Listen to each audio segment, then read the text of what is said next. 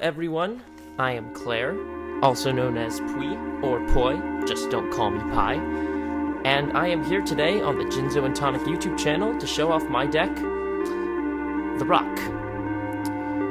Before I begin, I just wanted to say some thanks to some people. Of course, thank you Jinzo&Tonic for allowing me to make this video and post it on the channel, and thanks for the general support, it's been lovely. I wanted to thank both Headcase from Team Exile and Don't Copy for their contributions to the deck.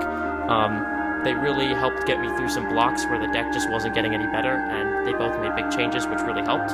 And thank you to Adam, or 4D4M, for being supportive and playing some matches. You guys saw one of his matches in the replays. He actually played 3, and that was really nice of him to do.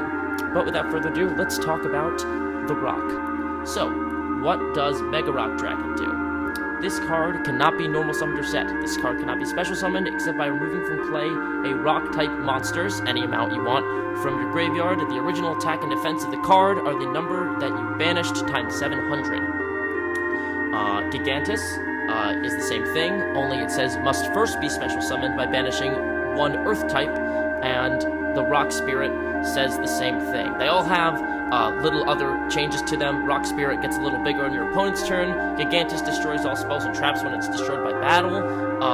And Mega Rock Dragon's the only one that scales in size. But the important part about these cards that they all have in common is that they all banish rocks from your graveyard to special summon themselves, and they all cannot be normal summoned or set, which, much like Chaos Sorcerer, means that Monster Gate and Reasoning skip over them when you play them. So, we are playing 9 of these in the deck. 3 Gigantus, 3 Mega Rock, 3 Rock Spirit.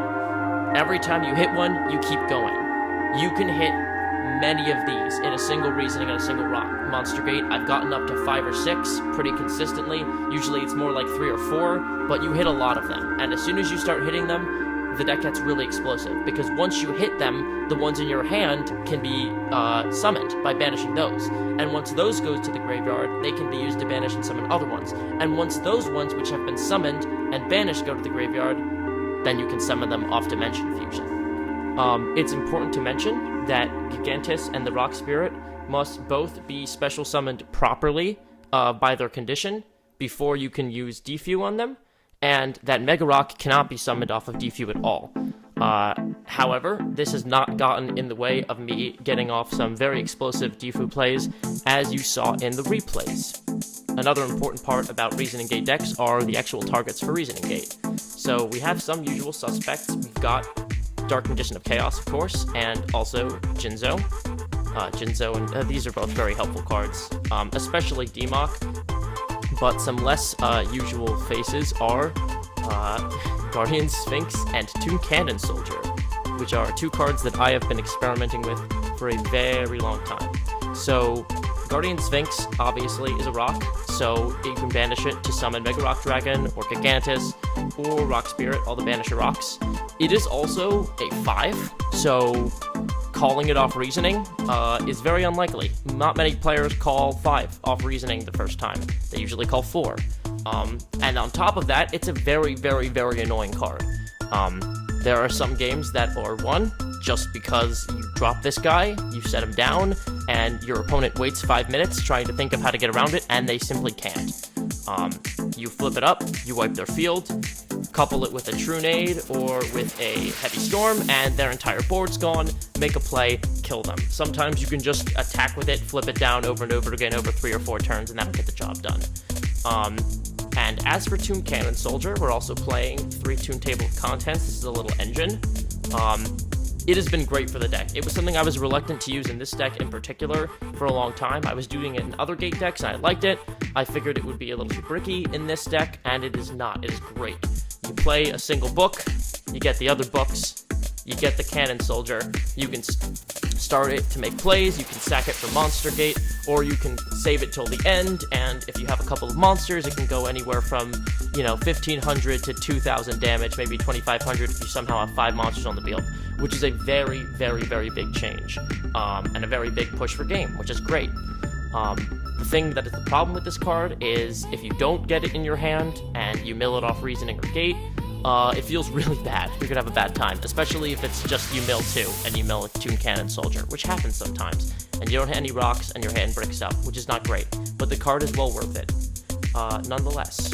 So, definitely have liked adding that into the deck. Some other unique cards for specifically this deck versus other Gate decks. We are playing the Reckless Greed. This is something that people have seen in Noel Gate as well. It's for Gate decks that are much more about trying to kill the opponent in one turn. So far, I've liked it. It's the newest addition to the deck, so it might get cut later, but so far I've liked it a lot. And the other biggest card for this deck is a second, not one but two monster reincarnations. There are a lot of games, as you saw in the replays. You play a Gate or a Reasoning, you mill over a ton of Banisher rocks. You hit none of them, you hit a creature, and then you have Monster Reincarnation in your hand. So you play Reincarnation, you grab Mega Rock Dragon, and all of a sudden, Mega Rock Dragon is massive. So you mill them all over, Monster Reincarnation, make a giant Mega Rock. If any of them were summoned properly previously, you go into Dimension Fusion, massive explosive plays. And so besides that, we have some regular suspects found in Gate decks. Of course, we have 3 Monster Gate, 3 Reasoning, they're both must. We've got 3 Trinade, and we've got the Heavy Storm to get rid of spells and traps before you try to go off. We have just Graceful Charity and a Pot of Greed. This deck is not playing Delinquent Duo. I don't think any Gate deck should be playing Delinquent Duo in the main board, because these two pieces are about enabling yourself, and Duo is about disabling your opponent, which is not something that Gate decks capitalize well on at all. We also have Lightning Vortex and Knock and Snatch Steal, all of which can help get monsters out of the way to make plays easier and more explosive. And of course we have Premature Burial, which is just a fantastic card. It can bring back any threat. If you bring back Demok, you can get another spell. If you bring back Guardian Sphinx, you can flip it down into defense mode, which will make the Premature fall off, and then you don't have to worry about them MSTing it, and your monster is safe, which is really useful. Of course, you can Trunade it, you can get another monster off of it, you can play Demok off of it, then you can get Trunade off Demok and then bounce it back to hand. This card is surprisingly flexible for only having a couple of targets. So, that is the main deck, and let's talk about the sideboard. We've got 1 Stein, 1 Fusilier, and 2 Sacred Cranes. And so what's really important about this deck, and another great feature about it, is that, as I said before, people are not expecting level 5s when they call Reasoning.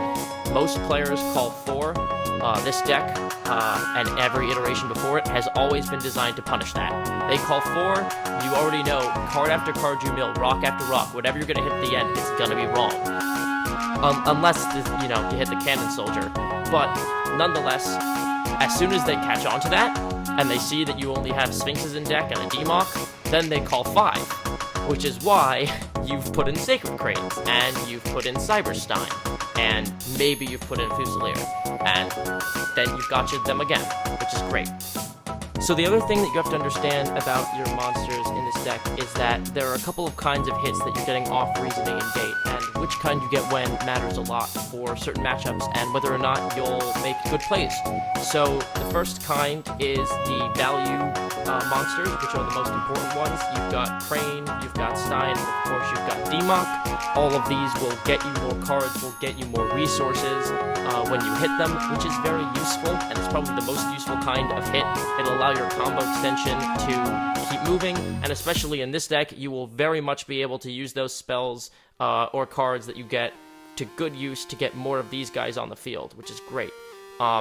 Stein is really great, very versatile. You can just, you can get all sorts of things from the extra deck. You can get a Master of Oz. King Dragoon I haven't gotten much. You can get Gatling Dragon to remove stuff.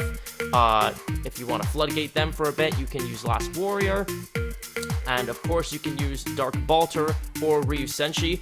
Don't be afraid to use these even if you are paying 5,000 life points, and since their things cost 1,000 life points, if you think you have the kill and you think that there's just a single trap in the way, take out Senshi and go for it. If you think that Dark Balter having 2 negates for normal spells is going to be enough to stop your opponent, then do it. You saw that in one of the matches. I managed to hose a Reasoning Gate player because I used Dark Balter along with Guardian Sphinx, which brings me to the second kind of Gate target, which is the Floodgate monsters, which is the Guardian Sphinx and the Jinzo. You play these, and it accrues value by stopping your opponent from doing something. If your opponent has 4 traps, and you have a Jinzo on the field, that's essentially a -4 while it's on the field. If your Guardian Sphinx is on the field, and your opponent can't remove it, they essentially cannot play monsters. So those are both really, really useful. However, they're not always the most useful. Don't be afraid to take these out if you need value. That leads me to the last kind, which is Fusilier, which is the garbage kind. Fusilier should barely be in this deck. It's just here to trick for levels if you think your opponent is really not going to call 7, but really ready to call anything else, or you just need some extra attack and you want to beat over something. This might be worth it, or it might not be worth it, but it's in here for now. Originally, I was doing a lot of tricks with Fusilier and Metamorphosis and Scapegoat. I cut that all. It wasn't good. It was getting in this deck's way. It was getting in the plan's way, so I cut it. You might have seen a Scapegoat in the replays, but I've removed it since then. It wasn't really doing much. Moving on, we've got Brain Control and Mind Control. If your opponent is playing face-up things, maybe put in some Brain Control, steal them, extend your plays. If your opponent's playing a lot of face-down things, maybe put in Mind Control to go with your knock. It's very good against Chaos Turbo, especially. You can steal things that actively get you value. You can steal Decoy Cheese, and you can steal Magician of Fates, and etc, and etc. You can also steal their Chaos monsters and activate the effects on themselves, and then those go bye-bye. Very, very useful. Next up, we've got a kind of weird choice. We've got My Body as Shield. I was originally playing Solemn Judgments in every other build of the deck, and I did not like them, but I kept them in because I thought that they were the only way to handle certain kinds of cards. It turns out a lot of the cards I wanted to handle with Solemn, I could handle with My Body as Shield just fine, for less life points and without setting it first. You can play this from your hand on your own turn and surprise your opponent, and get another aggressive push-in. So in a lot of ways, it's just like Lightning Vortex or Knock, in that whatever your opponent's trying to do to stop you on your turn, you push through. Of course, you can set it. It'll protect your Guardian Sphinx from Knock as well. So it's pretty versatile. It's pretty good. I've liked it so far.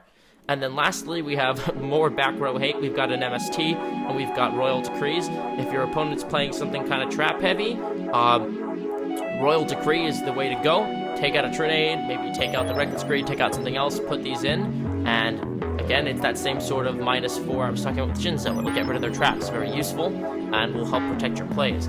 If your opponent's playing some sort of continuous spell or doing a lot of sets, you might want to put in the MST instead, just for a little bit of back row removal, if that's how they're trying to handle you. But I just figured more back row removal's good for back row heavy decks. And we have 2 open slots. And in fact, this My Body as Shield and this Brain Control are both kind of also open slots. These are just flex cards I put in. They are not permanent. So there's 4 cards open in the sideboard. I did not know what to do with those slots.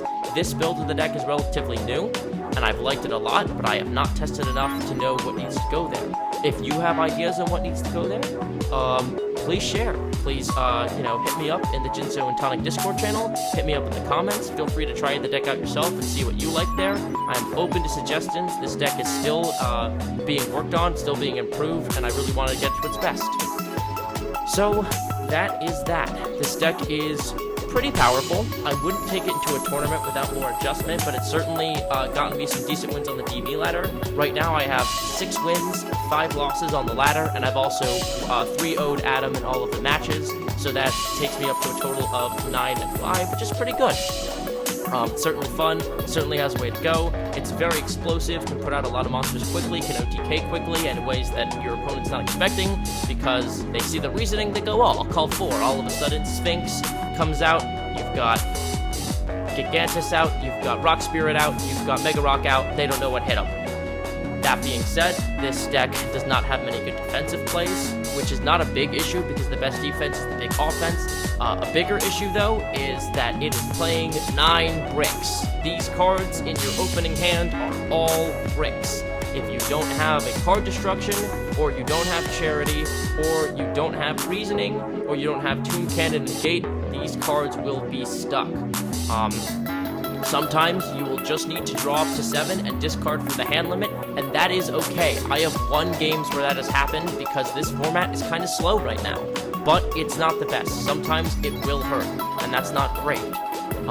Also, this deck is really bad against Kaiku, and this deck is really, really bad against Spell Canceller. So it's probably worth figuring out answers to those. It might be worth running trap-based removal to get rid of them.